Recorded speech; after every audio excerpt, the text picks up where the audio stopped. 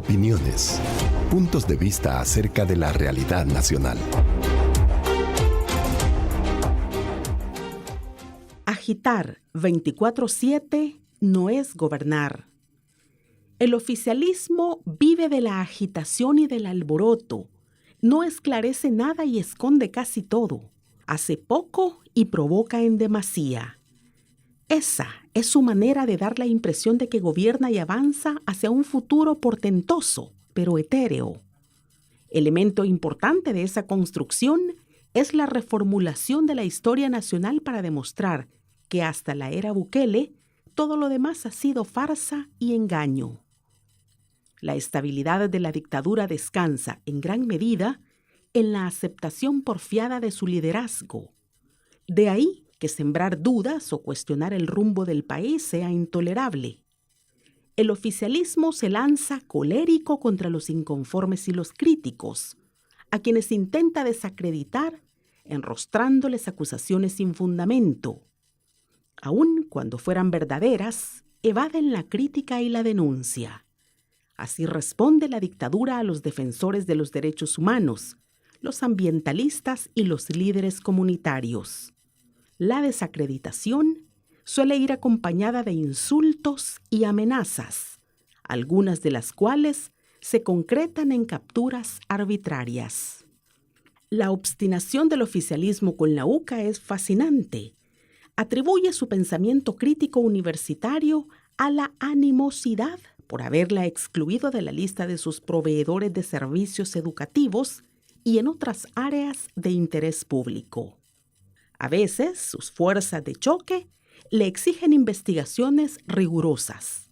Una provocación, porque no les prestan atención. En otras ocasiones, añoran la UCA idealizada de la década de 1980, pero pasan por alto que esa misma postura crítica desembocó en la masacre de noviembre de 1989. Algunos hay que dicen avergonzarse de ser sus exalumnos, pero olvidan que se formaron en sus aulas. Los altavoces de la dictadura rehúyen el debate abierto y libre.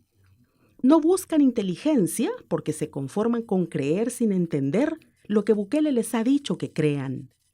No necesitan explicaciones ni demostraciones. En el empeño irracional por proyectar fortaleza y seguridad, asoma la debilidad de la dictadura. Se parapeta en la oscuridad porque no puede actuar de cara a la esfera pública. Una pequeña muestra es el informe financiero de la empresa Chivo, difundido por el FMI. La sociedad operó en números rojos y está quebrada. El desarrollo y la fuerza del movimiento contra la minería metálica tiene potencial para marcar el principio del fin de una administración corrupta, ineficiente y mendaz. La dictadura tampoco hace mucho. Donde quiera que se mire, se descubren obras empezadas y no concluidas, o simplemente abandonadas. La incompetencia es sufrida en casi todas las dependencias públicas. La educación pública languidece. En lugar de abrir, cierra escuelas. El responsable del ramo juega con las palabras para despistar. No cierra escuelas, sino que las fusiona. El sistema público de salud da señales de agotamiento. El índice de ejecución de la inversión pública es bastante bajo. Dinero prestado no falta, sino ejecución pronta y eficaz. Cuando los desmanes logran salir a la luz, la dictadura mira a otro lado y difunde noticias sorprendentes para desviar la atención de la opinión pública. Casa Presidencial atosiga a las redes de comunicación con un flujo incesante de declaraciones, anuncios, comentarios, insultos, ironías, desmentidos y quejas para que la gente salte de un tema a otro.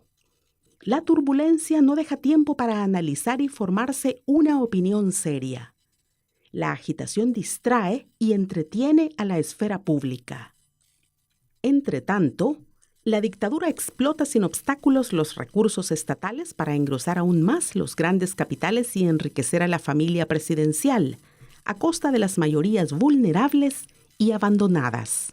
Casa Presidencial no informa, sino distrae para ocultar el desgobierno, la corrupción y la incompetencia, para mantener en alto la moral de los creyentes y llamar la atención de los extranjeros libertarios y conspiranoicos. Agobia para impedir pensar y abrir posibilidades a la disidencia. Positivamente, la divulgación constante de disparates y falsedades muestra a un Bukele en actividad permanente. Gobernar es acción 24/7. Bien miradas, esas intervenciones 24/7 son circunstanciales, puntuales y desarticuladas.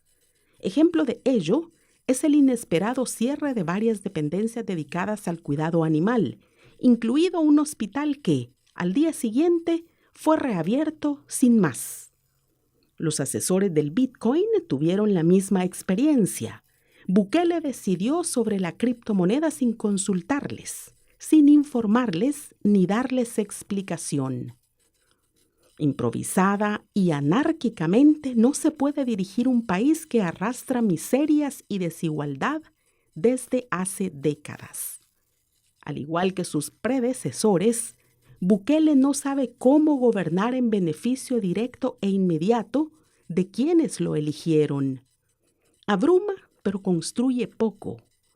El discurso de las primeras piedras da por realizado lo que no son más que grandiosos planes. Las ceremonias, algunas espectaculares, indican cuándo empiezan la obra, pero no cuándo estarán terminadas. Los ciclos de admiración y aplauso, de indignación y miedo, no bastan para gobernar. Bukele actúa como emperador romano o dictador fascista, porque no sabe cómo dirigir como presidente constitucional. La percepción ha sustituido a la realidad, porque la mayoría cree en sus milagros. Sin embargo, mayor peligro es que también convenza al resto de los descreídos y desconfiados. Por Rodolfo Cardenal, director del Centro Monseñor Romero. Hasta aquí la opinión de hoy.